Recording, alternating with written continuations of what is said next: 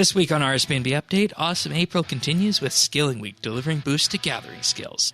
A major Elite Dungeons bug has been patched. How should abusers be punished, and what constitutes responsible disclosure? Then we look at the live event Endgame.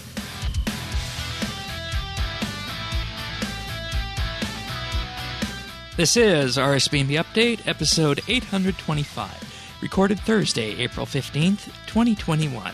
The live event Endgame.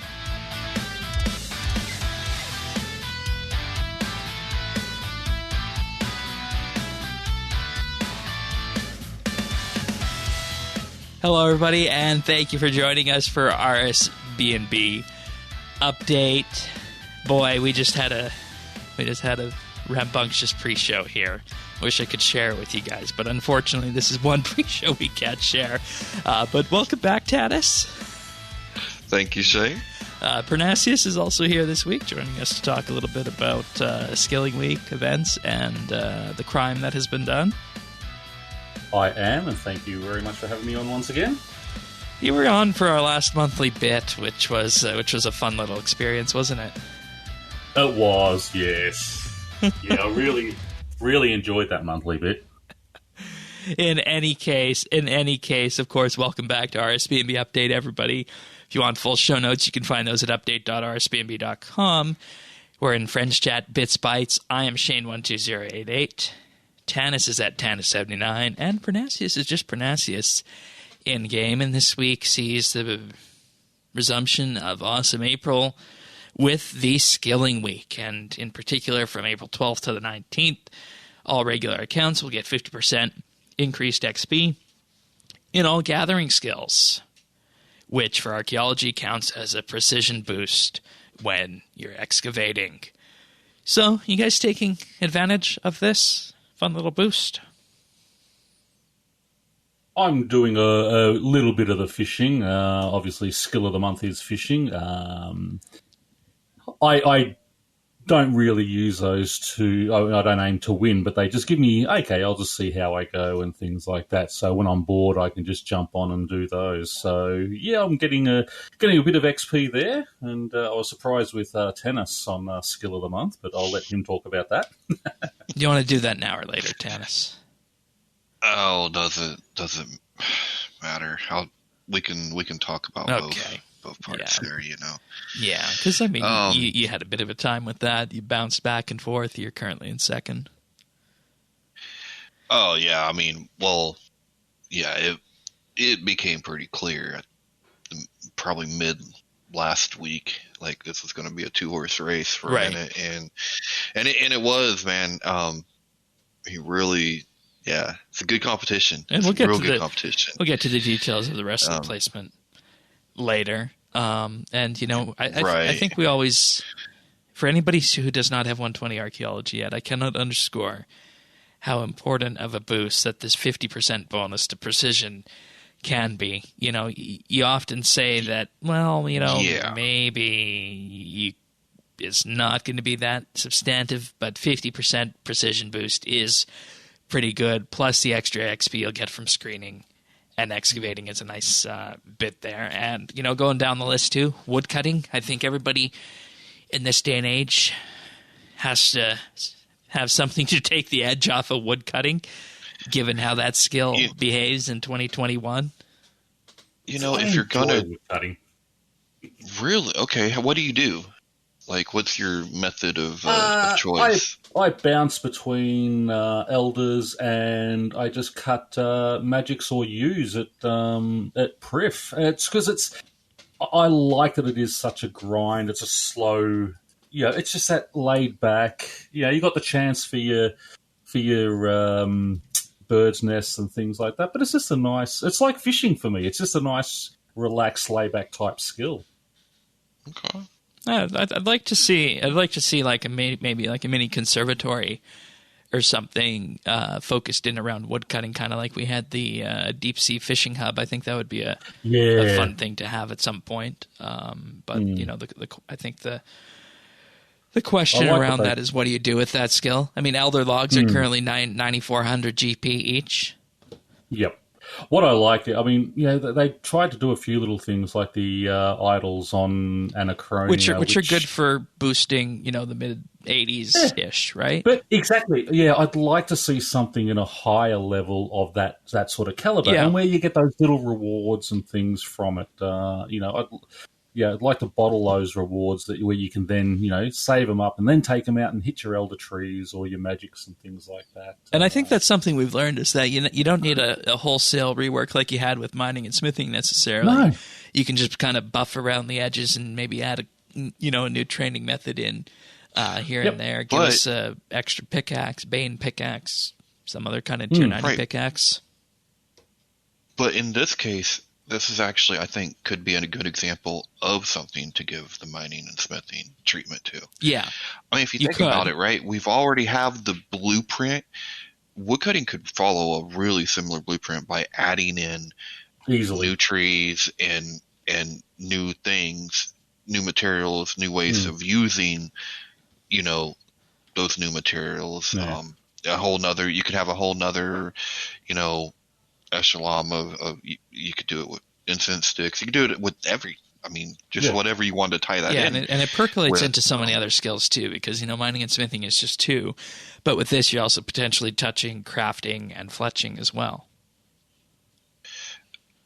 Yeah, and plus fire making. Yeah. That's. I mean, I guess that's a good point. But I think about you could make it non-competitive with just. I mean, is there any reason we couldn't, a rock looks like a rock, but we could just plop a tree on it? No, there's no reason why that same tech wouldn't work for this. But again, with woodcutting, I mean, it did work different to the old mining where you only got the one ore and then it depleted. The trees do keep going. So competition-wise, it's not as bad as what mining was. But, I mean, things like, your fletching, the highest tier bow you can fletch is a tier 70 in the Elder Bow, or tier 65. I can't remember which one it is now because no one ever makes them.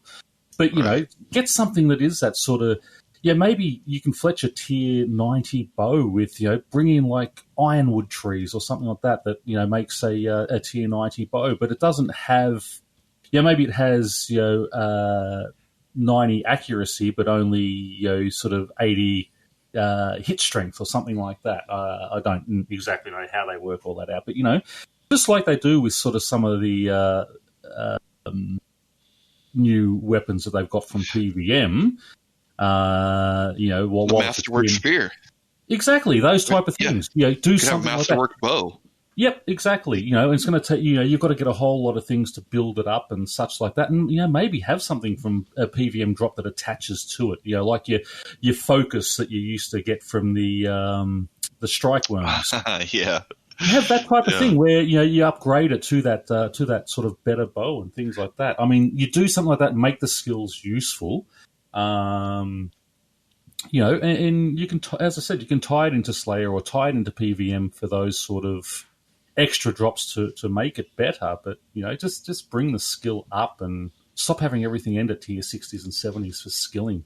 Yeah, and unfortunately, this is not reality at this point as much as not at this point we would like it to be. But this is a very good example of what could be done for woodcutting updates going forward. And I just brought that up because I want to get 120 at some point, but it just feels as though there's so many different, more dynamic things that I could be working on rather than woodcutting. So I hope that we see something on that another day. Hunting, of course, also this week is on feature. Tortles, Big Game Hunter, Proteans as well. Black Warlocks. Black Butterflies, that's another good training method. So Hunter's pretty diverse in that respect. I know Tanis still feels just to let everyone know, if you do the Black Warlocks method, though, do it on Anachronia because you also get your Hunter points to use in the Hunter shop. Yeah.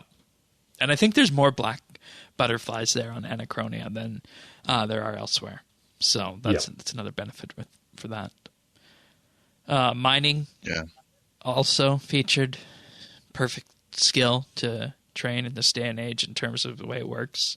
Fishing exists as well. Another one that I think is fairly dynamic and has a good breadth of training methods associated with it, as Tanis can attest at this point. Everybody got to eat, right? Exactly. I mean, exactly. Gotta eat. Farming as well. I always find it odd that farming is included as a gathering skill. It doesn't come to my mind in that, but because you can't grind it, and you think gathering are grinding skills. Yeah, and also with I don't know if they do it, but with farming, with the player-owned farms and the Anachronia farm, I hope you don't get the extra 50% on those because they are so. I don't think you do. XP anyway. You don't get it with other things as well. Yeah. Divination. Once again, this one is a skill that has been voiced by Maud Osborne, that he says he'd like to see something done to it to make it more than just the divine charges skill and air fishing. So, well, again, it's not just divine charges anymore because of all the porters. I do a lot of it. Divine charges and porters, but that's two things, all you do it for, right? Yeah, so exactly. I mean, divination kind of needs a use, and that was part of the whole big 6H thing. And we're coming up to 8 years since the skill has been released this August. The problem does it need more of a use than fishing has the same kind of use. Well, no, it doesn't need that kind of use at the high end. In fact, I'd say it has more usefulness, like on the divination. Right, but definitely at the high end it does. But in terms of training methods, it's very one-dimensional until you get to the caches and the Hall of Memories, I find. Mm-hmm. So I just think that there maybe needs to be a mid-training method from 50 to 80 or so that can perhaps spice things up, maybe some form of a method that would induce an archaeology element into it, where it would maybe upgrade past Wisp colonies to be better, and they could have some kind of ancient Gothics lore collection catalog. But I guess it's already been done with the Hall of Memories there too. But anything, I think, to make it so that sites aren't one and done, because you look at the time it takes to get from level 1 to 50.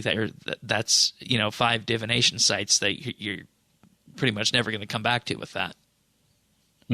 Okay, I got you. I see what you're saying. It could have been layered in. Yeah. But then again, with it being the air fishing, would have been a lot of room too. Right. So. But that's the thing. In general, for good design, you don't want to design something that's only useful for a portion of your training method in something that I was around when this came out almost 8 years ago at this point. Has no reason to go back to. Well, so you go to one area and one area alone now, and that's exactly incandescence. Yeah. Mm-hmm. And I mean, they tried with the Frenesque Elder Halls, and they tried with the Wilderness Divination, but those have very special cases around them, and people aren't always going to do them. So, a number of things that could have been done with that, but. We're gonna come back to talking a bit about live events and these kind of themed weeks a little bit after the patch notes on this. But next week is going to be combat week, of course. So that, of course, for those who are noticing, fits nicely with the theme of the Rex Matriarchs that will be on their way next week. So has that been confirmed? They're definitely coming next week? Yes. Sweet. Unless something majorly changes between now and then. Yeah. No more lockouts, please. Yeah, no more lockouts. And if that's the case, then I need to completely change our schedule for next week. So fingers crossed that that's not happening. Okay, let's move on to the patch notes then, because, this is something that has been on the back burner. It was going to be fixed on March 15th, but the login lockout happened. And the patch note reads as follows. A number of exploits within Elite Dungeons have now been fixed.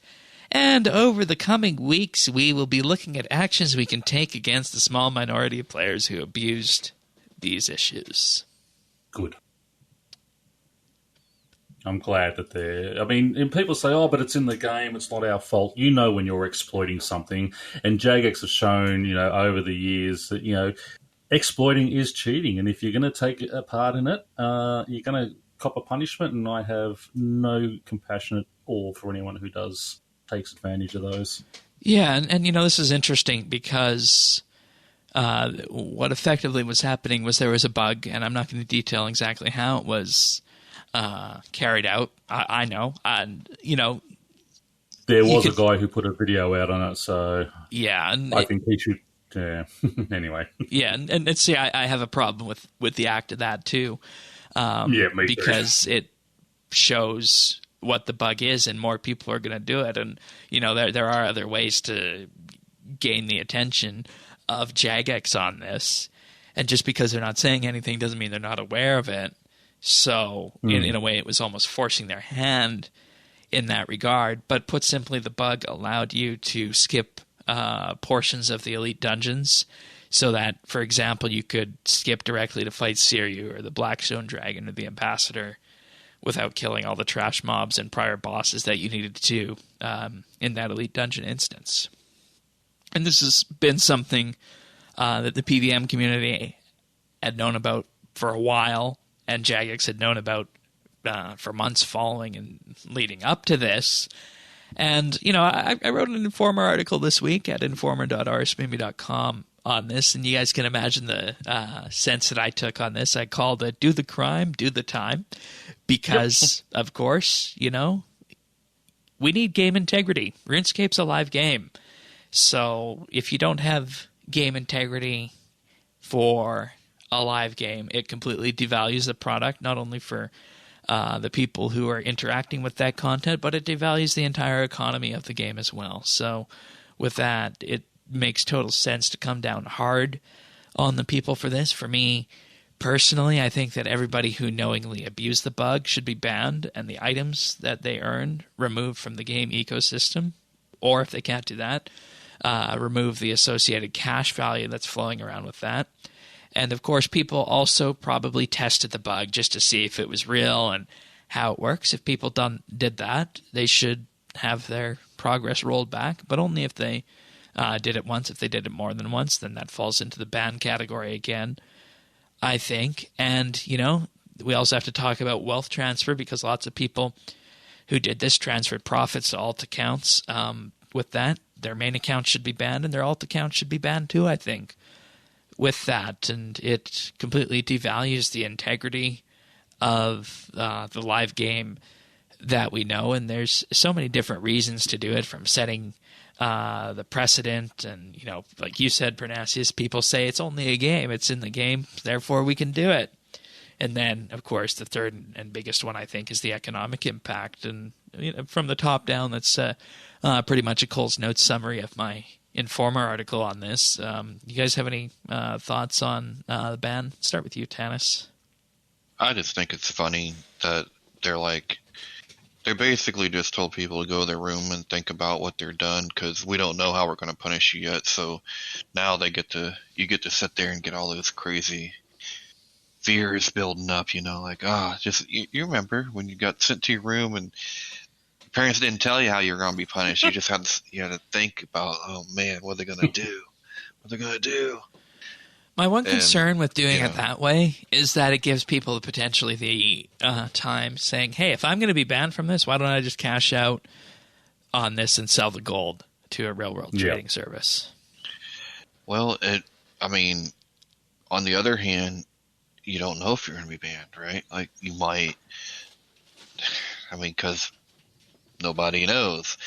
I tend to lean more towards where you guys are. If you were doing it, you were doing it. You couldn't.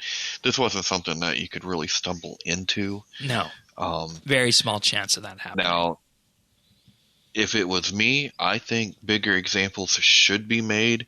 If someone is a well-known person and they put this out there, and they make a video about it. And they make a video, but they use an alt account. Well, it's not good enough to get the alt. Come on now. What if they just talk about the bug? Talking about a bug as in something exists. And this is how it works. I think that's where but I think that's where you cross the line when you talk about like this how it works. If you're saying, hey, we've noticed something in the PVM community, and there seems to be some kind of circumstance that may or may not be a bug. I'm not sure. Yeah, you could report on it without telling people how to do it. Is right, what I'm saying. Exactly. And we had an interesting thing with this too, right before the login lockout happened. And this was when things were starting to get crazy, and I thought, okay, is the login logout going to be the main thing, and as it turned out to be, and it was this big thing. But on that episode, prior to when the login lockout was happening, that first week of March, Tannis, you remember this? You and I we did a segment on this bug itself, and we made the decision to not actually air that on the show. Mm-hmm. Because we didn't know how long it was going to take to do that. And at that point, the text was already out there to tell people, how to abuse the bug. So we didn't want to draw any more attention to it because we thought... Yeah, well, I was going to say, we didn't even do that. Like, you didn't even recreate it or we didn't even talk about it in that way. Recreate it or talk about how you would do it. We didn't even talk about that the bug existed because we didn't want to, draw attention to it. Because all it takes is a quick Google to see where it is, right? Yep. Right, yeah.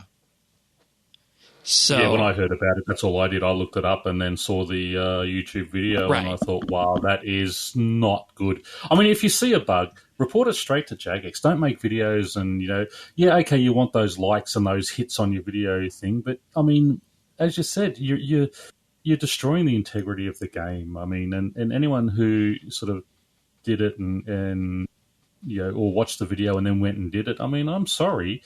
You get exactly what you deserve. It's the same as... I found a hack for a Tesla car, so I can get in and open them up and drive them away. And what you do, you type in, Control Alt Delete and 456, and there you go. And telling people how to do it, you're just going to create those people going out and stealing cars. No, you say, hey, there's this fault at the moment. Contact Tesla and get it fixed. You don't, you say, yeah, there's a bug. Contact Jagex.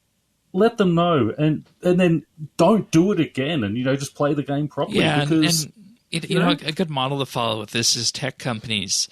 Pretty much all the big ones out there: Apple, Google, Microsoft, even Facebook, have a set system in place where if somebody finds a bug in one of their products, they have what has been agreed upon. I believe it's called Project Zero. To avoid zero-day exploits, they have something like 60 or 90 days to patch the bug and roll it out to their customers. And, there are these zero-day bugs that appear in, say, Microsoft Windows, but they don't have the impact that they used to have in the XP era because they have been patched a few days prior in the monthly Windows updates that come out. And people who are security-minded, who work on these platforms, finding these exploits, typically are ethical enough to, not blab about the bugs that are out there. And I think we need some kind of unwritten rule, or maybe even a written rule amongst RuneScape content creators, YouTubers, streamers, and even us here that says that, hey, if you have a bug here, let's actually not talk about it and let's have a channel where we know that it's been there's been some uptake on it and disclose it properly, and then only talk about it after it's been patched. And the double whammy from this case was that the login lockout happened, so this bug was able to sit out there to be exploited by anyone for about 5 weeks or so. And that's exactly right. I mean, I know that they were working on this before that happened, and then all of a sudden everything had to be dropped because of the login lockout. And that was a big issue. And you want people back in the game and such, and you can't fix those. As much as you want to get those bugs fixed straight away, you've got to get your player base back. And I think anyone who took advantage of that over that time, deserves. If you did it, 2 or 3 times, okay, cop a 7-day ban, 30-day ban. But anyone who did it more than sort of that 3 times, get rid of your whole account. And going back to where we're going to warn you about that, what Tanner says, you can transfer it to alt accounts and get those as well. But see, by giving people warning, you've got a mate you can trust. You just transfer all your wealth to him. Now, they can't ban him because he's a totally different account. And then, you can make a new account and then get all your stuff back and such, and you don't really get punished. That's what I don't like about warning. Yeah. I prefer, bang, okay, this is done. We've done it. You tell everyone after the fact that we've given 7-day, 30-day, and lifetime bans. Bang, right, and optimally, you've done them. And optimally, from this, it should have been all done in one fell swoop. The bug should have been fixed, the disclosure should have been made, and the punishment should have been given out, I think, rather than saying over the coming weeks we're going to be looking at the actions done. And the only thing, Shane, that gives me pause is it sounds like you were describing self-sacrifice for the greater good, meaning you may have to sacrifice some views for the health of the game, which is your cash cow that you're making money off of too. But again, if with someone like that, it's the same thing as when a 0-day exploit is sold to the Russians. Yeah, but you make your video, and then you hold on to it until they fixed it, and then you release it when they fix it. This is what the bug was. They have fixed it now, so you can't do it again. You're still going to get it. I'm still going to go and watch it to see exactly what happened. Yeah. What was that about? Oh, great, but no one can do it anymore. You're still going to get your views. And there needs to be a fundamental shift in terms of this kind of disclosure. And, we knew this bug was out, and it's happened before with the Oddments one.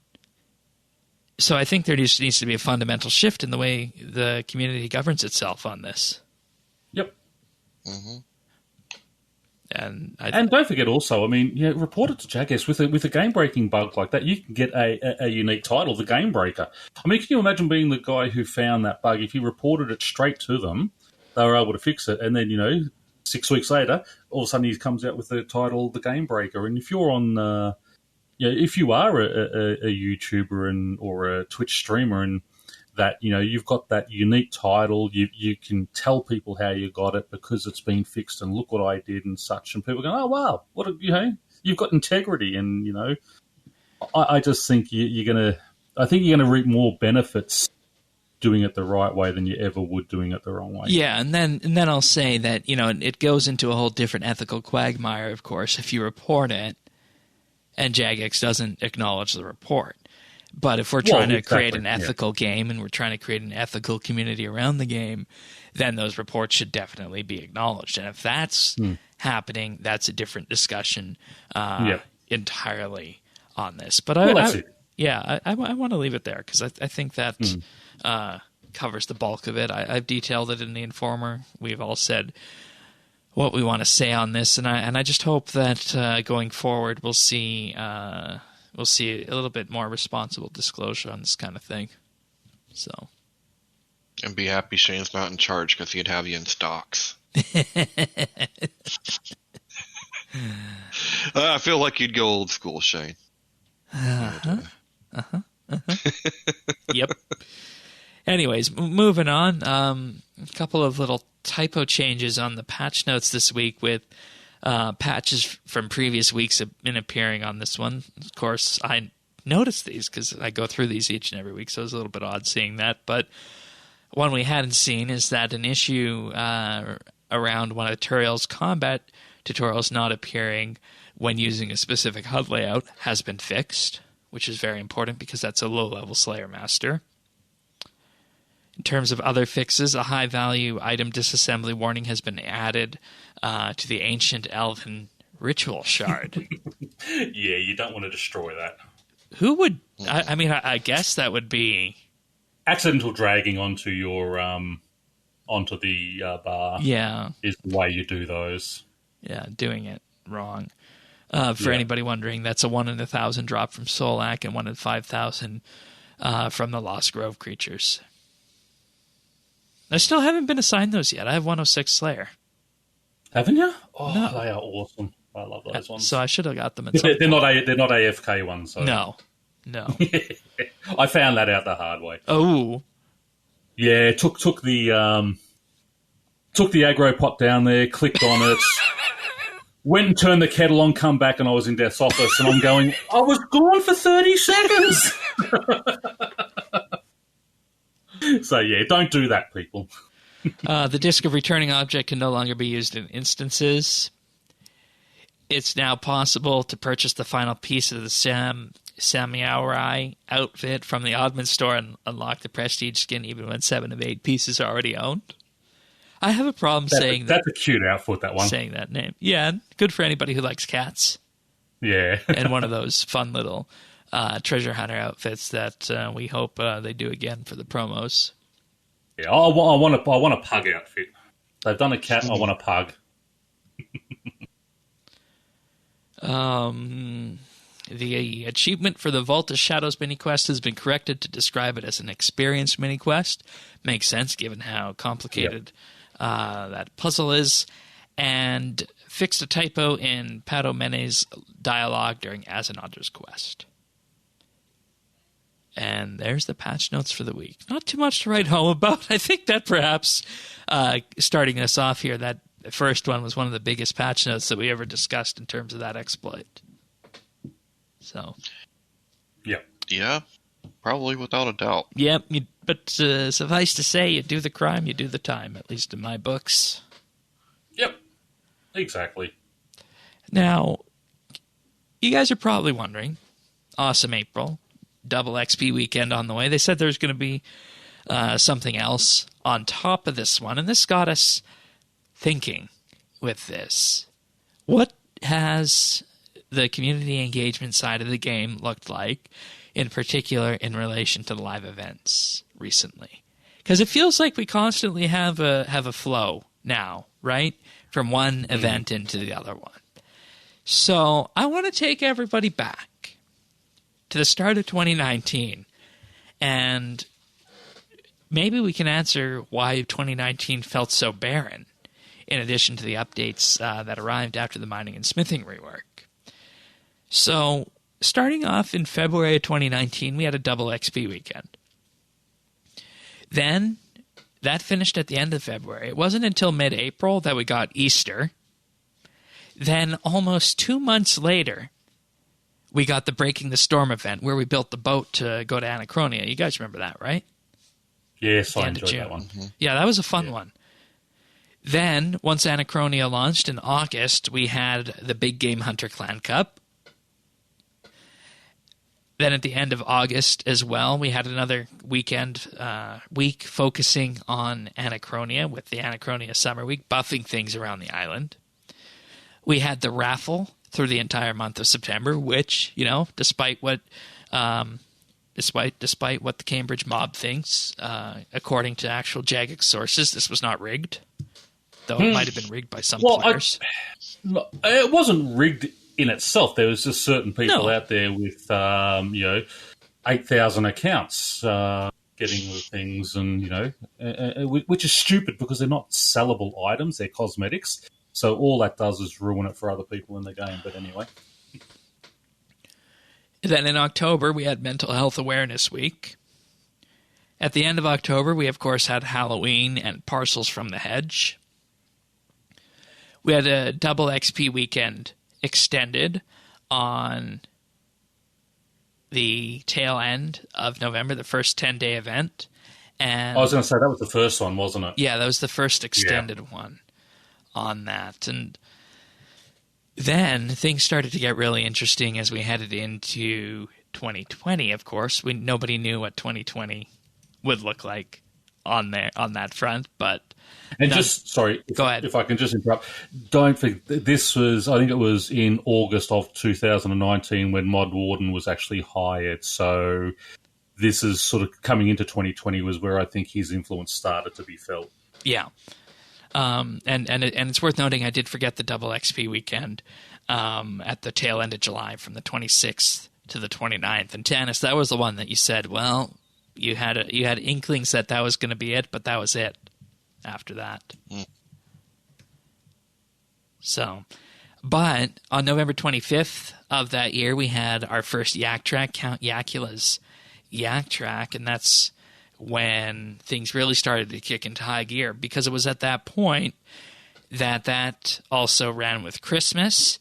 Then in 2020, we had the Windtumber Warmer in January, as well as a little week-long event called the Winter Chill Off, which is where, we had the redo of people's least favorite skills in Lumbridge Crater, which I think everybody really loved that event, just dueling to see who would come out on top with that. End of February, double XP weekend. March, Vic the Trader. End of March to May 3rd, Zodiac Track. Double XP Live. May. June was, and I'm just going to run through them month by month now rather than saying date, because it really starts to pick up here. June, we had Yak to the Shadows and the Beach running until August. In August, after the Beach, from the 7th to the 17th, we had another double XP Live. Then, oddly, at the end of that month, we had a bonus Reaper Points week. September 2020 saw the Penguin Celebration bonus and a Carapac track. October had Gielinorian Giving and Halloween. November was double XP Live. December was the Advent Calendar, Christmas, and Yak Track Night Before Christmas. And then in January, of course, this year, we had the Grand Party. February was double XP Live and Vic the Trader. And then, as we have running right now, Yak to Basics and Awesome April with Skilling, Combat, and D&D weeks. So you guys notice the difference there, that starting in 2020, things really started to pick up in terms of the building of the engagement events with this. Yep. Which, I don't know, did it feel as though there was an uptick on this to you guys, or was it until I put it out on paper here that realization was made? I think it's something that we talked about, right?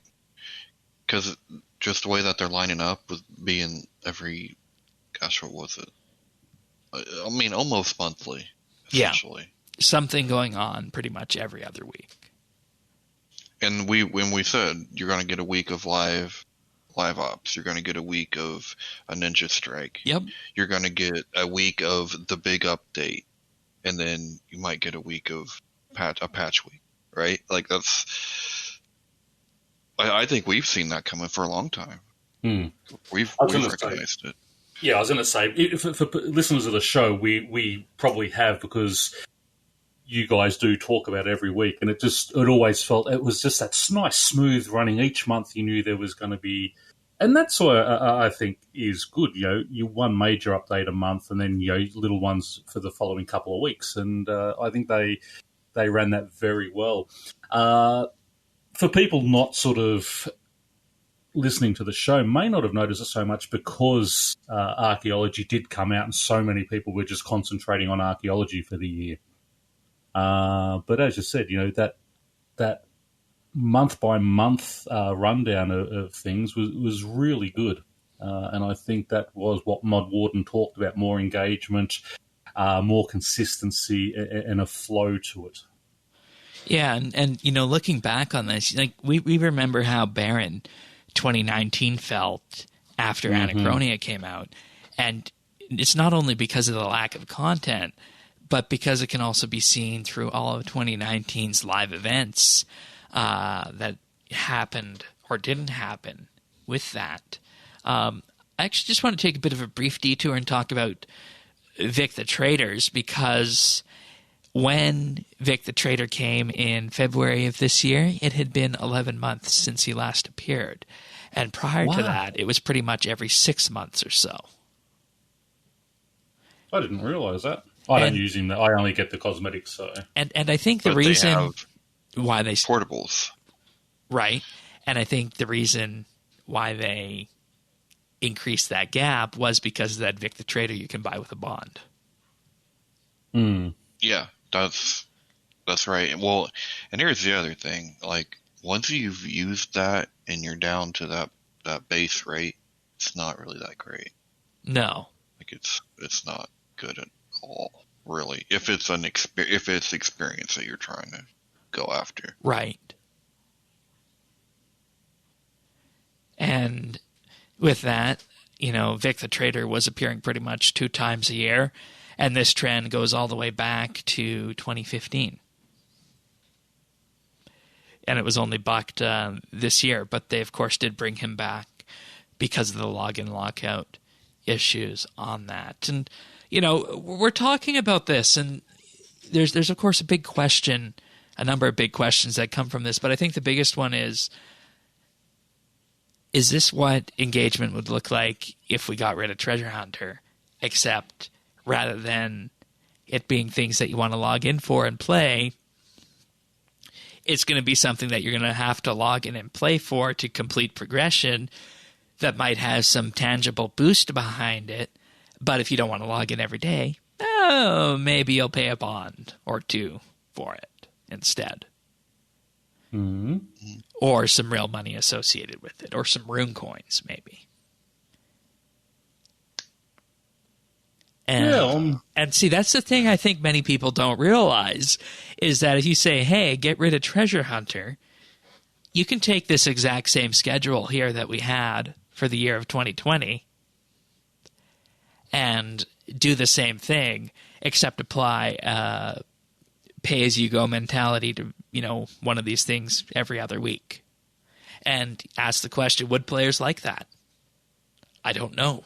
Well, we kind of have some data on that, because it sounds a lot like a Yak Track to me. Yeah, it does, but it would, of course, have to be some other form of interacting with it that you would have to pay for, I think, because you can't do the Yak Tracks. You can't always have a Yak Track running, I don't think. Right. Well, the other thing that you see in some other MMOs, I know you see this in Elder Scrolls Online, is you might get a 5% kind of XP bonus scroll. You could use at whatever if you were to do whatever challenge or quest, whatever interaction they've deemed necessary for that day, I guess. So maybe then we bring in our challenge system, right? And we make that more of a more dynamic than just pure XP dumps, and make it timed percentages. Right, and maybe with that you would have to pay to extend that time if that's something you wanted. If you wanted more of it, right? Right. And also available in the Oddment store. Right, and I'm saying this not because I'm trying to scare players about this. I'm just trying to say that if you get rid of Treasure Hunter, you're going to have a replacement for it. Because I think if Yak Track was going to be the ultimate replacement to Treasure Hunter, we would have started seeing things move in that direction at this point. But we're not there yet. No, but you see what it is. It's the Oddments. Yeah, because as well as I do, Tanis, that people are going to still buy people still want to buy their lamps and their smoldering lamps willy-nilly. There is a segment of the population out there that wants to do that. Yeah, it's more than you would think, and it's probably everybody wants to here and there, depending on how awful you think whatever skill is that you're trying to train at that time.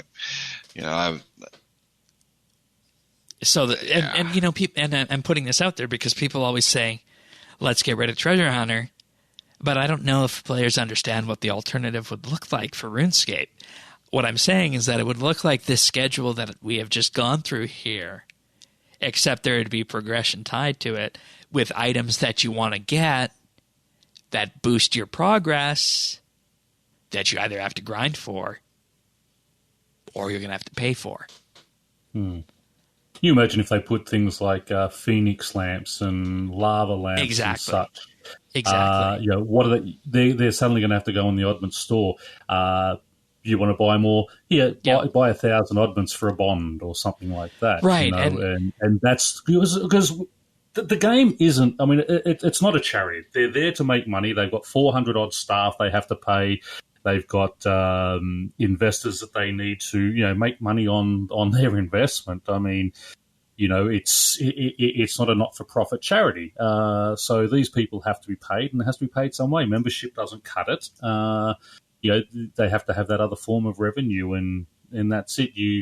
Do you want to just have your 3 treasure hunter keys and, buy more if you want, or everything just goes straight onto a pay-to-play type store where you want those lava lamps, you want those phoenix lamps, you pay real cash for them. Yeah. And that's another option. And that's another option as well with this, and I think that would rub players the wrong way. So, we can see you already get some lamps and whatnot with Yak Track, but I don't think it's nearly as many as you would get from alternate methods with that. No. And, you also have to ask this question, and, this is what Star Trek Online does, is that their engagement model is similar to this, where in exchange for logging in every day and playing the content, you get an item that, typically you have to pay real money for or is very expensive. And that is what the end game is in Star Trek Online, is that you can choose which of the events that are going on that you play and engage with, and you get something for it. And that is something you could see happening here with RS as well. And it's already happening here to a degree.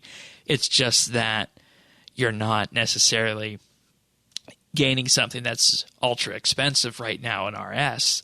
But if you looked at this event table here, if you want to take PVM off the table, it's one of the end game things that you can take part in.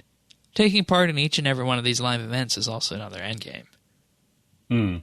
And that raises the question, are these kind of events a suitable replacement for a proper end game that focuses on actually playing the content? The problem with that is the cap on XP at 200 mil. Yeah. I mean, when we say end game, right. I mean, what's the point in getting a whole lot of lava lamps in fishing when you're 200 mil fishing already, And that's why it's got to focus on cosmetics as well, and that's what these events do. Yeah, exactly. And, that's in terms of producing this, I was chatting with Sirion on this, and he said, what if this was what you had to do after you maxed? How would you feel looking at RS if this event timetable is all you had to look forward to after you were maxed if you didn't PVM? Is that something that is a good end game? No, it's a fun distraction, but it's not a good end game. Right. And it depends on maxing, right? Because sure, if you had just maxed, then all of these things are going to still apply to you until you hit, like Pernassi said, that 200 mil number. Once you've hit that, well, now your scaling weeks don't really matter a whole lot.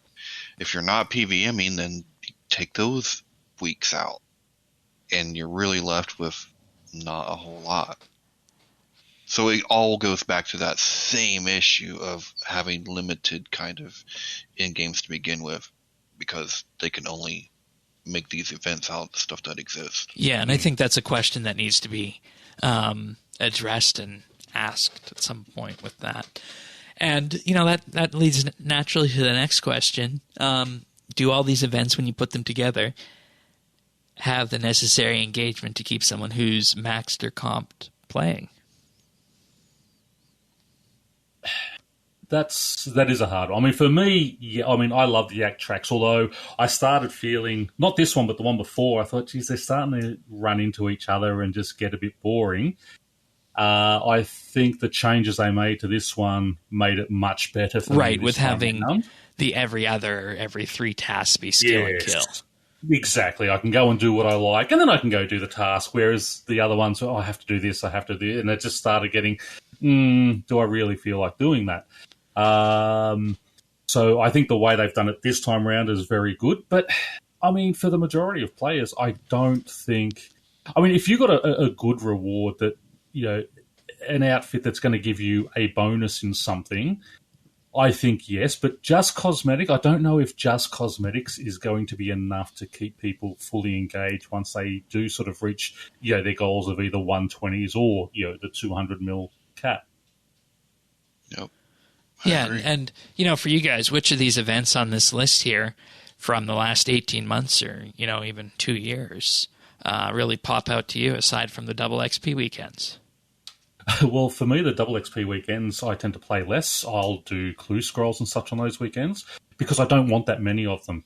I don't want to rush that 200 mil XP. So I'll do one, maybe two of them a year. The others, I just switch the timer off, play as normal, or that's my sort of clue scroll week.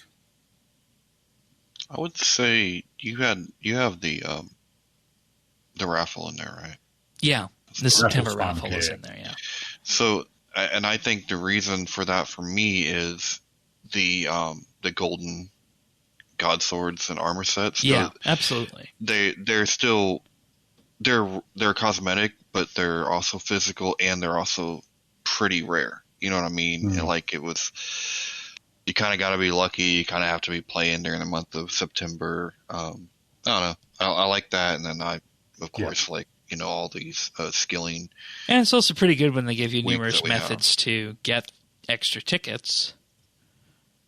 Yeah, I mean that's always nice.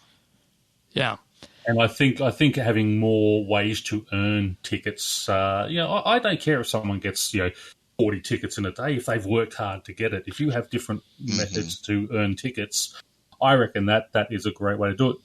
At the moment, they sort of have 3. You can get up to 3 tickets a day. Go find Gilly. Do a challenge, and I think there was something else that you had to do. But earning tickets and such, I think, is good at those. And as you said, they are so fun. And because they are limited, there is only 1,000 of those outfits to get. They're not going to flood the market. And I've got my Golden Guthans on at the moment. I bought a couple of the keepsake boxes to put that on. And that's what I wear. And I love it. And I've got the Golden Guthans, the Golden Arams, and what's the new Barrows girl down there? Cruce? No, the female that they just added. Oh, the Akasai? Akasai? No, Akasai's been down there. The girl that they had, the one who was... Yes, she's a hard one. Oh, yeah, the Smith. Yeah, I can't remember the name. The name is not on Ariana. the tip. The name is I know. Yeah, Leah. Yeah. Well, anyway, everyone knows who I'm talking about. And I've got that one, and I compete in, and I've got my golden Saradome and God Sword. I just love going for those type of things, and those are the advanced. Linza, that's the one. Linza. They're the ones that I enjoy, and that's a really good event. And if they did more variations of that.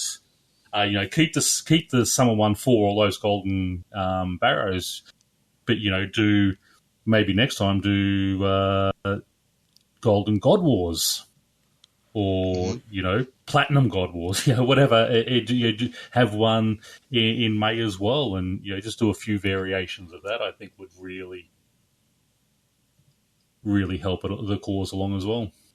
Now, the question from that follows from that. If you were just playing for this, if you were just playing for all these events, what would keep a person playing if they were just playing for this? It would have to come down to a choice, wouldn't it? It would either have to be you're doing these events for cosmetics, you're doing them for the extra XP along the way. But nonetheless, I don't see it as being, at least from my perspective, as being a way that you can, treat RuneScape's endgame. I think everything that's on here is wonderful for a casual player. Yeah. But for somebody who's taking their RuneScape experience to the very top end, it wouldn't work if this is the only they had to do and if they took bossing off the table. And of course, that's not going to happen. I'm just speaking theoretically to show how this could be potentially seen as an endgame. What? When you say bossing, though, do you look at bossing as in the high end, as in your Taloses, your Araxors, and all that type of stuff? Would you still consider things like Barrows and God Wars 1 true bossing, or is that sort of the entry-level bossing now? Because you could use these outfits. Say you've got the... say they introduce a golden Bandos and a golden Saradome and such outfit. So if you have the golden Bandos, you can go and fight Grador, but it gives you some sort of protection or an extra chance at drops and things like that. Maybe there's an exclusive drop not an exclusive drop, but a rare drop that is increased if you wear that outfit when you're fighting him and things like that. And that gives people an introduction into PVM. Or say there is a skilling out. Say we have a golden shark outfit on there for fishing. Yeah, and with that, and that's exactly what it would have to be to get people involved in it, I think. Exactly, and it gives you some sort of bonus reward. Yeah, an extra 10% chance at catching a double fish, or say you're fishing, rocktails, but it might give you a chance to get a couple of sailfish or something like that. Those are the type of things. Cosmetic outfits in themselves are fine, but I think outfits that have a little bit of a bonus or that little bit of extra is what would keep people coming back. I don't think cosmetics on their own would be enough. Yeah, I tend to agree with that. They do need to have some kind of special kind of bonus. I think the only thing that could make that viable is its own element in of itself, and that is the social aspect of it. I think, if you were in a small to medium-sized clan that was really into doing these types of events, then that might be a way for you. That might be something you enjoy doing, but it wouldn't be solely based on the content. It's based on the social aspects of the game as well, right? Imagine if with your clans you have first person to complete. It's an announcement for your clan only. So in your clan quest, Shane 12088 is the first one to complete Yak Track this month, and you get a little trophy or a little something, a little badge that sits in your clan for that month. Something now like we're talking. Yeah. That type of thing. Would make it not only a matter of personal progression, it would make it a matter of progression within your clan as well. Exactly. You got that little competition between your clan mates and things like that. I don't care what Joe Blow, does, but in my clan, it's great to have a little competition. I'm going up against Tannis, and we're sitting there, we're having a race because it's a nice friendly thing, and I beat him by 10 minutes, and I've got the badge, and he's sitting there, and next month we're chasing, and he gets it, that type of thing. And I think that type of engagement would keep people continuing on, right? And you could do that with pretty much any of these events that we're talking about here. Exactly right. And then it doesn't matter if I'm 200 mil fishing, if I've got to get another 200,000 XP in fishing because I need to complete that Yak Track and I'm competing against everyone, I'm going to do it. And if you use a skip, maybe you're allowed to use 2 skip tickets per, but if you use any more, you're out of the competition. You're only allowed to use 2 skip tickets. Right. And following from that, I think you can ask the question, does this make this kind of engagement an endgame?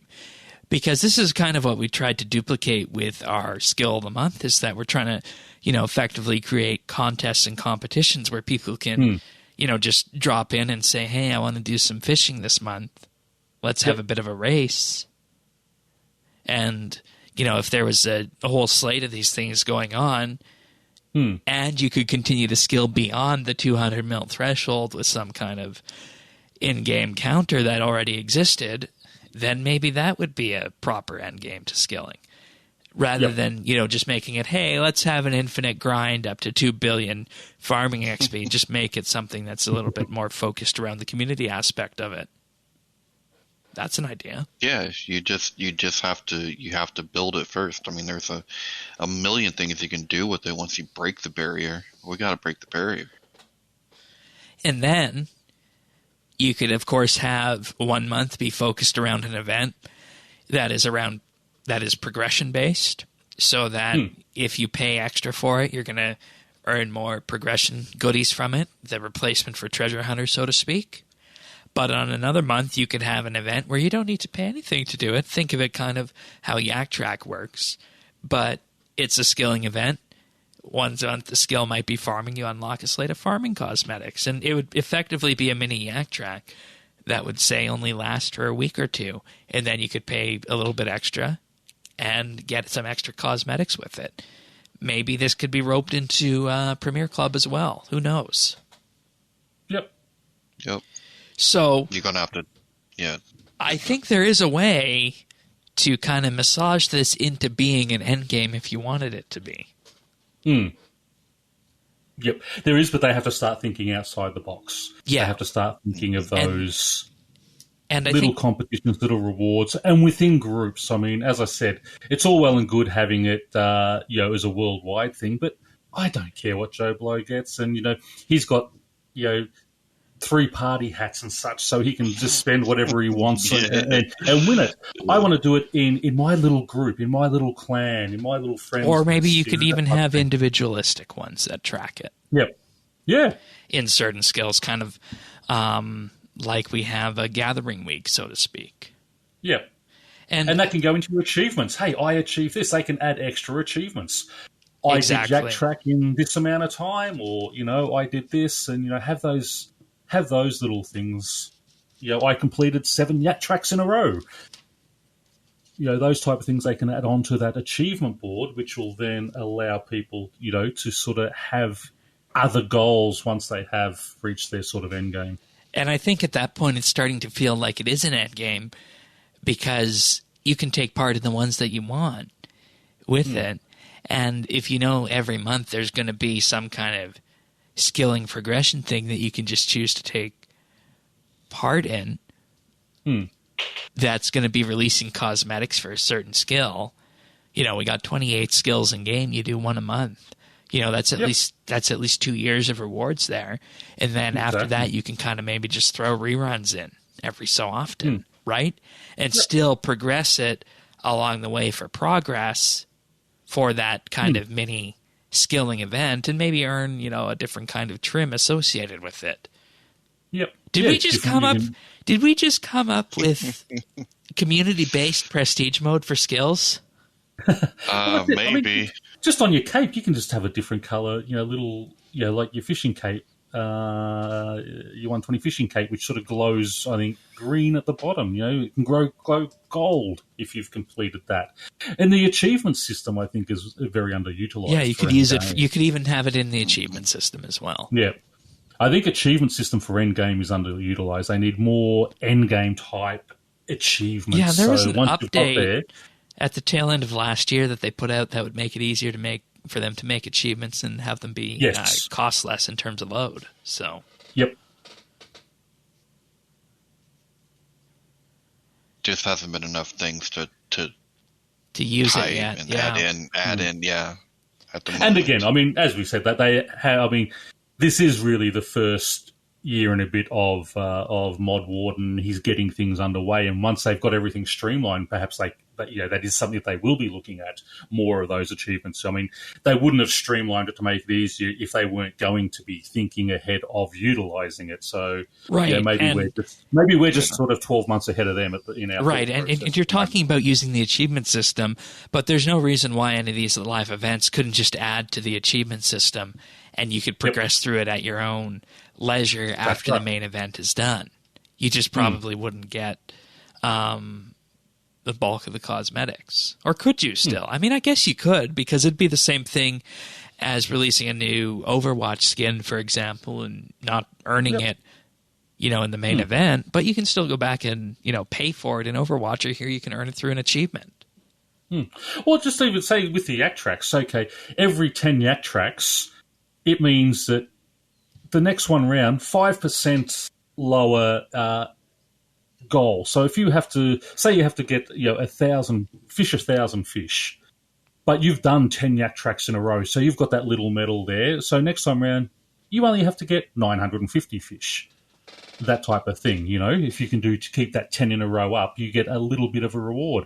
If you miss one, it resets, and you've got to build up that 10 again. Just little things like that they could sort of also incorporate into these things to keep people interested and keep people playing those type of things. I am utterly surprised that we went from talking about a list of live events to how it would impact replacing Treasure Hunter to just taking these events on their own as not being an endgame, but putting it into a format where it could be. That's what we do. Yep, that's what you get when you let me waffle on. But overall, I would be totally on board with this. I think because it's the same kind of progression system that Yak Track uses. Yep. Yeah.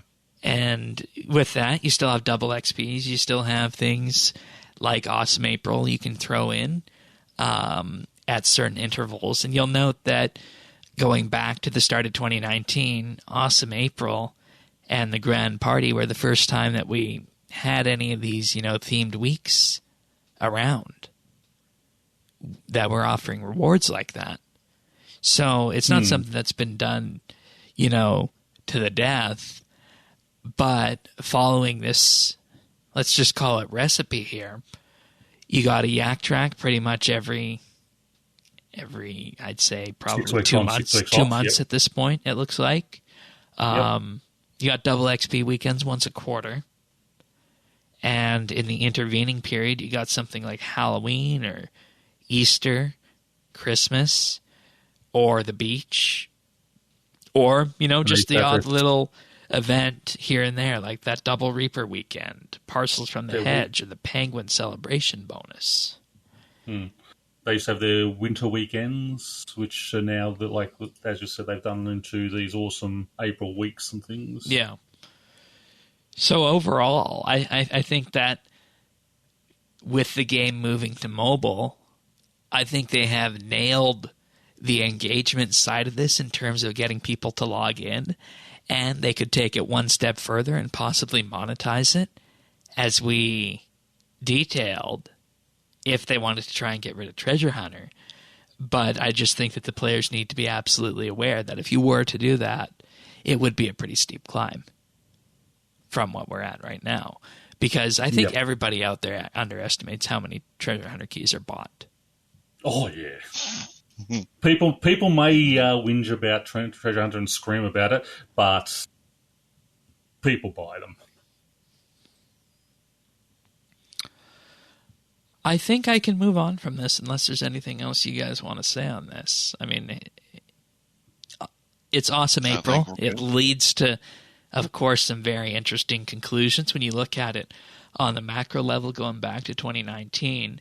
And it also opens up some very fun possibilities going forward that I would just love to see developed on this. So, who knows? Who knows? All right, we're going to move on to our picks of the week, but this week I'd like to thank some Patreon supporters because you guys are just so wonderful to us. This week I'd like to thank Andrew C., Brock H., Cameron, CGB 900, Christian S., Chunk the Monk, who's a new arrival, Cook Me Blocks, Danny C., Diana, Duramax, Gabrielle, Jade, Gizmo, Jason S., Kesky, Kyle, Lucky Ducky, Nora, Pernasius, Rastifa, Ricky A., Scott D., another new arrival, Soup Finder, Staub Eve, the Bears OP, another new arrival, the Naked Captain, the Lion, Tom V., Vinny, another new arrival, welcome, and Zant. Thank you all of you for your support. It truly means the world to us out of everything that we're doing here. And if you want to know a little bit more about this, just check us out at patreon.com/RSBNB. For as little as $1 a month, you can gain access to the entire back catalog of monthly bits, including that sailing monthly bit that went out a few weeks ago, our wonderful little April Fool's joke. I had so much fun with that one. It turns out that Tanis actually wanted to play it after the fact. Yeah, I do. But that's you get all that for as little as $1 a month. If you want to take it one step further, for $3 a month, you get a special VIP rank on Discord, a mention on the podcast at the start of the month, and access to high-quality stereo versions of the show. For $5 a month, you'll gain access to the clips that we use to make the clip show at the end of the year. I think we'll have one from pre-show this week, not the one that you're thinking of, Tanis, but we'll definitely have one on this. So you can learn more about all this at patreon.com/RSBNB. And, of course, what we're working towards, we're currently working towards the Patreon postcard, and thank you. Maybe something else included with that. Should we reach $200 a month? And if we reach $500 a month in some weird, absurd universe, Tanis, myself, Parnassius, and maybe a couple others will subject our taste buds to varying degrees of spice as we undertake the Hot Ones Challenge. And that'll be a special video edition. I tried some ghost pepper for the first time the other day. Man, did that knock my socks off. So I am looking forward to this challenge if we get there. So if you want to help us out with that, if you want to see us be in pain, visit patreon.com/RSBANDB. Thanks so much, everyone. Thanks, guys. All right. Let's do picks of the week then. Tanis, you're up first. All right. So I have a pick of the week, and it may or may not have anything to do with flatlining in a skilling competition. No. No, that is my fault. But this is something that I picked up, I think it was Sunday. It was over the weekend.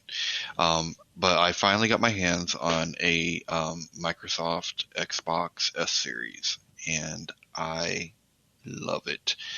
I haven't had a console since, PS3, I think was the last console I got. Because I just didn't really need one. Sure. But I finally thought, my wife has her Apple TV, kids got a Roku, so on and so forth. So I'm like, give me an Xbox. And, because I wanted, I can use that as my streaming platform. And, I couldn't believe how good it was for just a little machine. It's unbelievably smooth.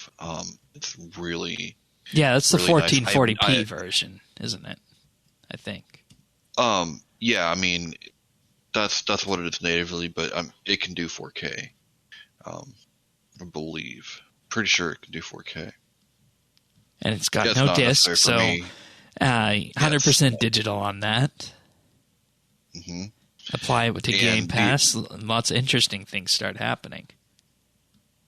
Yeah, so I mean, I have the Game Pass Ultimate, and the only drawback with what I found with the S is the 512 gig. Number one, you don't get all of that to begin with, and with the size of some of the games nowadays, you can't put a bunch of them on there. But I've never played something that was like could load that fast. Yeah, like it goes from one game to another game like instantly. It is just instantly. And you know what the best thing about that is? What you're describing right now is that if you wanted more space, you could just go connect up whatever external hard drive you wanted to it, a USB. And it would be no problem, and you can just expand your storage by 2 terabytes. Or if you want the ultra-fast storage... SSD. You can, if you want the ultra-fast storage, you can get the Microsoft SSD expansion for it. Which you have to have it has to be SSD to do the Microsoft X or S series games. So anything that is like optimized for them, it needs to be on the SSD. On the SSD. I mean, now you can get... Yeah, and I think you can get one. I think there's a Seagate something. There is one that's available, a 1 terabyte, but I mean it's another $200, right? So that's kind of the only downside. But that being said, like you can stream it anywhere, like on your device. So your tablet or your phone, like if you can connect a controller, via Bluetooth, and literally use your tablet as a screen. So cool. Like it's actually really good. I could not believe how good it was. It blew my mind. I didn't expect, I mean, I'm coming from the days of, RuneScape looking like a flip drawing or something, animation, the lag would be so bad. So I'm expecting lag on this, and and there's been very little. So that's my pick of the week. I have just been loving it. I mean, I love the Game Pass. Like, that's really nice. Yeah, the EA stuff is part of that now. Yes, and like I said, I own a lot of these games, and sometimes you can use your Steam link to stream to the TV, but there were other there were Microsoft games that I couldn't do that. They weren't on Steam, that kind of thing, or EA games that you couldn't. Well, you can now, but you couldn't then. So I do like having that available. But I'm just really super surprised. Did you buy it outright, or did you get the subscription? I just went ahead and bought it outright. Okay. And like I said, I'm probably going to spend equivalent money to what I would have spent if I had done the X series, but I will end up with about half a terabyte more. So rather than, I guess, that tiny little bit of performance that you would get, going to an X, I'm kind of putting it into the storage. So. Yeah, that's interesting that you can't just use an external hard drive for the games. Well, you can when it comes to the Xbox One games, the 360. I mean, that's the thing with the Xbox. It's all there, backwards compatible. Yeah, it's all there. So you can use the externals for those, just not the ones that are optimized for the S or X series. Right. Yeah. All right. I'm glad we're seeing. Yeah. Glad we're seeing that move from tech news into reality on that. So it sounds like that's pretty good. Oh man, dude, check this out. You can even run RetroArch on it. Like, dude, RetroArch is like the probably preeminent emulator. I mean, it's got all the emulators on it, like all of them. Oh wow! So you can play. Like, you can play anything on your Xbox essentially. Like, if you want to do that, there are almost raises the question: who needs a gaming PC? I'm not. Yeah. RuneScape players. True. Yes. That's exactly right. Well, yeah. I mean, because there's still a plethora of games, right? That's not available. And didn't Bethesda just join Xbox? Yes, they've got all the Doom. Oh, it's so fun, man! I was playing Doom 2 like in the living room, with my glasses on the couch. I'm just like, oh, this is so cool. It's a throwback, And here I am, like the latest generation, most badass, tech that I had to wait to even get a hold of, and I'm playing a game from 1995. But it was fun. Wonderful. Yeah. Wonderful. All right. I'm going to skip pick of the week this week. But Pernasius, what do you got? I actually had a little Netflix show called Wu Assassins. Now, for those who, like me, love those old sort of Hong Kong-style martial arts movies, this has very similar fighting styles, but it's an American-made show, so it actually has proper acting, really good storyline. It's about basically a chef who is he absorbs the spirits of 1,000 Wu assassins and has to sort of go out and fight these warriors of the elements, find them and kill them. The first season is out, and obviously it was made in 2019, and 2020 everything got shut down because of the virus. So they've made season 2. They're doing as 2 movies, which one will be released, I think, about mid-year, and the other one at the end of the year. And then they're going to go back to, if they sort of continue, they're going to go back to the regular TV series. But basically, it's just a really good, surprising show where, this chef just has to, he gets these mystical powers. These Wu assassins that are inside him basically take over his body, so he looks like them when he's fighting, so the bad guys don't know who he is. It almost sounds like it could be the plot of a video game. Yeah, well, very much so. I mean, he takes on these things, so they're looking for this person who's beating up all these drug dealers and such, and they don't know it's him because obviously, the person looks like him. It's by one of the creators is John Wirth, who made the Terminator Sarah Connor Chronicles TV show. Interesting. A few years back. Yeah. So love that show, but unfortunately they cancelled that one too after 2 seasons. But yeah, this Wu Assassins looks really good. I basically binge watched the first season in 2 days. Thought, I'll check this out, and that was good, and sort of just kept watching and watching and watching. Nice. It gets 83 on Rotten Tomatoes too, which is actually pretty good for Rotten Tomatoes. Yeah. So yeah, I recommend it if you love those old style Hong Kong martial arts films. Not a lot of blood and guts, just that sort of hard hitting, good action, family friendly violence, I would call it. One you wouldn't mind watching with your sort of 10 or 12-year-old kid. We need more of that in this day and age, honestly. That those kind of shows that don't push the envelope too hard like that, exactly. But still can drive that kind of messaging. They seem to be rewarded when they come out too. I mean, I would say Cobra Kai falls in that vein. Yes, exactly. Yes. Yeah, that was your pick of the week a few weeks ago, wasn't it, Tannis? I think. Well, yeah, back when the season was up. Mm-hmm. Yeah. So, another one I've been watched over a week. 3 seasons of Cobra Kai. Yeah, I know, me too.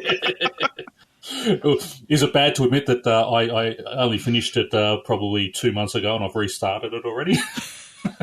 No, because I've wanted to do the same. Yeah, no, it's just something about it. It is, and I mean, yeah, that's right. I mean, you don't like Ralph Macchio. I never liked him in the original ones. It was always because of Mr. Miyagi. Ralph, he was just that little douchebag. He just what he got as far as I'm concerned. Oh, and apparently it was shot instigator, right? Funny you didn't like. I mean, Johnny was worse in the show. Apparently, this was also shot in Vancouver. Yes, yeah. Sorry, it wasn't. We were assassins. Yeah, but that other one. But you see the story from both sides, and you still think Ralph's a bit of a douchebag, but you like Johnny. He's a bad guy, but you like Johnny. Yes. You're like, okay, he's dealing with crap too. Like, oh, okay, he's that way because that's how he was. Yeah. Good stuff. So if you like that, you'll like Wu Assassins. Sounds good. Okay, well then we're checking it out. 100% on Netflix from you. Pernasius rating.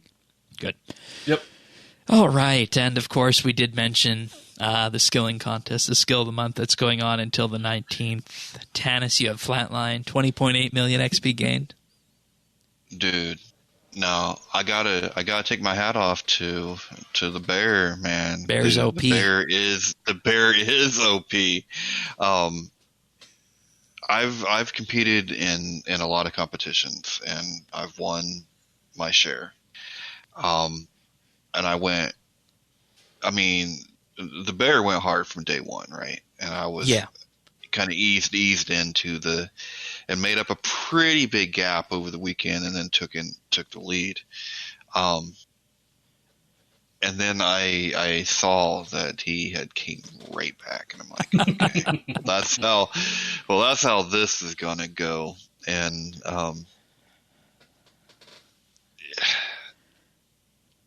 I kind of saw the writing on the wall. I'm like, he's not gonna quit. Because that's normally what you do. I mean, you would normally Patreon, and then you didn't want to upset him. Go that way. Would it be fair to say you didn't want to poke the bear? I didn't want to poke the bear. Yeah. But, normally, though, like, if you jump out to a big lead, you kind of might crush everyone's spirits, and you're not going to have that big of a competition. Or... That's my strategy. If you overcome a big lead and then take the lead, sometimes that's discouraging enough to be like, I don't really care now. Well, neither one of those things happened. Yeah, it looks like you had a pretty good... They were in it to fight. You had a pretty good three-way race going for about the first 5 days or so, because in third place right now we have Froggerman45 with 10.4. Yeah. Well, and that's funny. If you look at it, the first is 30 mil, second is 20 mil, and third is 10 mil. Like, how did that happen? But yeah, I'm going to probably do a little bit more. I would like to get 24 because that would probably, I think that's going to put me at 100. I'd like to hear from everybody who competed in this one. Did you guys like the longer format, having a 14-day rather than 2 7-day ones? I think 2 weeks was the perfect. I mean, 30 days used to be a bit long. But I think your 2-week competition, I think you've hit the sweet spot. I think that's perfect. Because if you do miss a couple of days, it's not a big deal because you can make up that. Whereas in a 10-day comp or your 1-week comp, it's sort of, if I miss a day or two, it's going to be hard to make that up. Whereas over 14 days, if I miss a day or two, I might be able to make that up and sort of get back up there. Yeah, and we kind of did this as a test too, because we wanted to see how the 14-day would be received, because the 30 days had gone quiet. And the only promotion we did for this was on the show, and I said, Tanis, did you do any recruitment for this contest? No. And you said no. So no. There we go. I did mention it in Clan Quest just before it started. Yeah, I don't think we got any Clan Quest. I'm looking at the names. I'm looking down the names, and I don't think there's any Clan Questers there. No. I mean, I haven't competed for a long time, and you haven't competed, Shane. I don't think you've ever competed. Yeah, I have. Only farming. Have you? Okay, but since I've been with you, no. Like I don't. No. I didn't. So I mean, it's been a long time. Yeah. And everyone had a chance to take one of us out, and they did. I mean, it was hey, Bear's a better man this time around. Yeah. I gotta have, hats off. While I am on, I do want to ask, because I'm sort of putting up for the rest of the year, I'm putting up sort of a first place prize for these competitions. I was doing the 2 bonds or 50 million GP for this one. Do people like that GP one, or would they prefer something like next month I can put up a Luck of the Dwarves, or would they like sort of an in-item game valued around that? I think it's good to kind of change it up a bit. I think sometimes the bond is good. I think sometimes maybe the GP is good, or sometimes just the item is good too. That's what I'd take on this, and I mean, we'll solicit some feedback on this because I think that's an important thing to do. If you're just having the same reward every month, I thought it might get a bit stale. So I thought, well, maybe next month I can do a Luck of the Dwarves. Yeah, and things like that. This would be another option if we had cosmetics that were purchasable in game. We could buy cosmetics for people. Yeah, exactly. Lots of interesting ideas on that, but nonetheless, time for some achievements this week. Starting off, we have Ariel with 120 farming on April 13th. Keski also got 120 farming on the 13th. Snowlake got 99 thieving on the 13th as well. Lady Claw got 120 thieving on the 12th. The Quiver with 99 fire making on the 12th, and Up the Iron 05 with 99 farming on the 12th. And I will also say that April 12th was 11 years since the Dungeoneering skill came out. Wow. Wow. Yeah, that's hard. I would say 10 years at the start of April that I've been in game. I was going to say, we've been here a long time. Moving on the achievements, we have Whiskey Sue with 99 Archaeology on April 12th. Zodiac Hide with 120 Archaeology also on April 12th. iHerblaw with 120 Hunter on April 11th. Well done there, 120 Hunter's a long grind there. Imperialis with 99 Archaeology on April 11th. Tim 2 hits Shane's favourite skill, 120 Farming on April 11th. And Zerdones with 120 Invention, also on April 11th. Very nice. Well, then moving on, we have Obi Denobi with 99 Attack on April 9th. We have Ubi Danubi again with 99 strength on April 9th. We have Robbie with 120 woodcutting on April 9th. I bet your shoulder hurts. That's a lot of woodcutting. And then we have the Lion with 200 mil woodcutting on April 9th. Wow. But your arm fell off. Yeah, your arm is gone. And I like Slayer. You know what? I like Slayer too. 99 Archaeology on April 8th. Nicely done, everyone. Nicely done. All right, let's move on. Just a reminder, of course, if you want to guest on the show or you want to write articles for us, we do have a help wanted forum at update.rsbnb.com/help. I've seen some good uptake on this, and I've been in contact with everybody on that forum who has submitted their names. So thank you, everybody, for that. I've added them to a list, and next time we have a week where we're looking for someone to talk, we'll definitely be in touch. So thank you so much, everybody. But what have we been doing? Tanis, do I need to ask you anything in addition to fishing and the Xbox? I don't think so. But if you have anything, go for it. No, that's it. Work. Okay. Pernasius? Myself, finished off Yak Track last week. That was fun. Been doing mainly AFKing, just a bit of fishing, divination, and my clue scrolls. I want to get 1,000 of every clue scroll to unlock and as many masters as possible. I've got 120 masters chests sitting to open. Couple of hundred in the elites and hards at the moment, but yeah, just slowly working through those. That'll be good fun. I think you said you were going to do a video or show. I'm going to do a video. Yeah, I was going to sort of put it up on my channel and sort of start looking at that again, but I don't know if I'm really interested in getting back into that YouTube type thing. So I might even just head it your way, and you can chuck it up on RSBANDB if you so desire. We'll see, or maybe even just share it with Clank West, as I know you were talking to them about it too. So, I know we have a number of avid cluers on that. So, as for me, I'm still working on Yak Track, just very close, 15 soil away from finishing the massive 3,000 screen soil. And then there's two. That was a long one. Yeah, it was. It really was. And then there's two Yak Track tasks after that. I believe there's a construction one and a clue scroll one left.